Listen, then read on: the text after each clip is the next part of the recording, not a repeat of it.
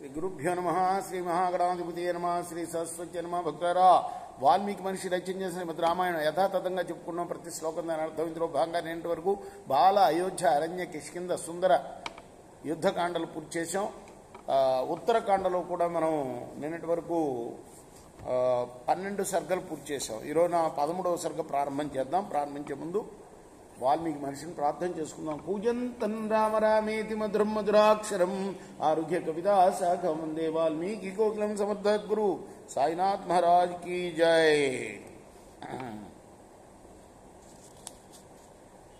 అథ లోకేశ్వరోత్కృష్ట సృష్ట తత్ర కాలేన కేనచిత్ నిద్ర సమభవత్తీవ్ర కుంభకర్ణస్య రూపిణి. ఆ తర్వాత కొంతకాలానికి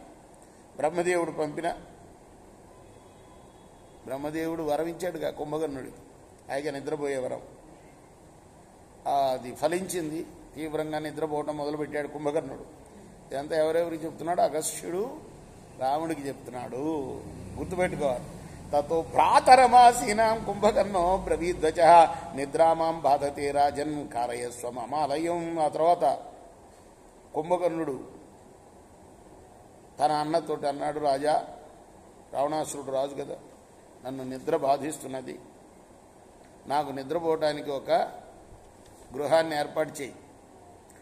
వినియుక్తాస్తతో రాజ్ఞా శిల్పినో విశ్వకర్మవత్ విస్తీర్ణం యోజనం స్నిగ్ధం తతో ద్విగుణమాయతం దర్శనీయ నిరాబాధం కుంభకర్ణస్య చక్రే. అప్పుడు రావణుడు ఆజ్ఞాపించగా విశ్వకర్మ లాంటి శిల్పులు 1 యోజనం వెడల్పు, అంటే వాడు అంత పెద్దవాడు అనమాట, అంత పొడుగాటివాడు, అంత వెడల్పు వాడు. 1 యోజనం అంటే ఏంటి?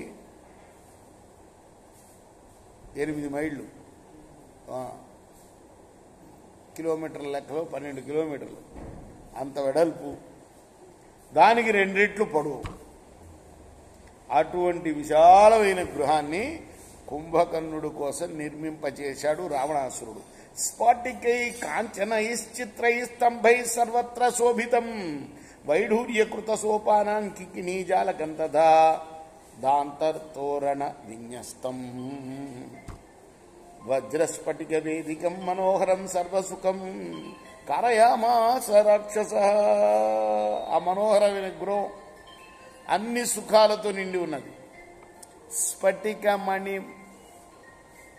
మణులు పొదిగిన బంగారు స్తంభాలు దానికి, అలానే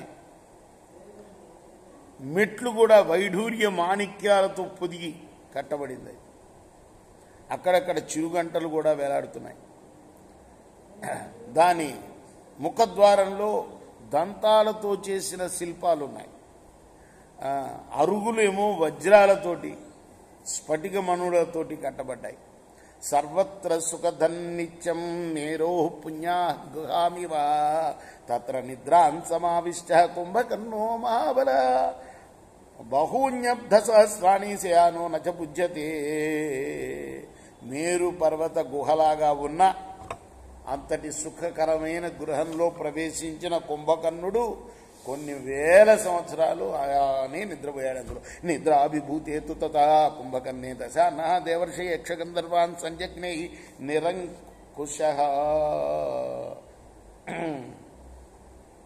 ఈ విధంగా వాడేమో నిద్రపోతున్నాడు, వీడేమో వాళ్ళన్న దేవతల్ని, ఋషుల్ని, యక్షుల్ని, గంధర్వుల్ని వీడందరినీ పీడిస్తూ ఉన్నాడు. ఉద్యానాన్ని విచిత్రాన్ని నందనాదీని అనికిచ తాని గత్వా సుసంక్రుద్ధో వినస్తి స్మ దశాననః. అంతేకాదు, స్వర్గానికి వెళ్ళి అక్కడ దీని దగ్గరికి ఇంద్రుడు పరిపాలించే స్వర్గానికి వెళ్ళి అక్కడ ఉన్న నందనవనాన్ని కూడా పాడు చేసేసాడు. నదీం గజ ఇవ క్రీడాన్ వృక్షాన్ వాయుదివక్షపన్ నకాన్ వజ్ర ఇవోత్సృష్ట విధ్వంసైతి రాక్షస. ఇంకా ఎంత విధ్వంసం చేశాడంటే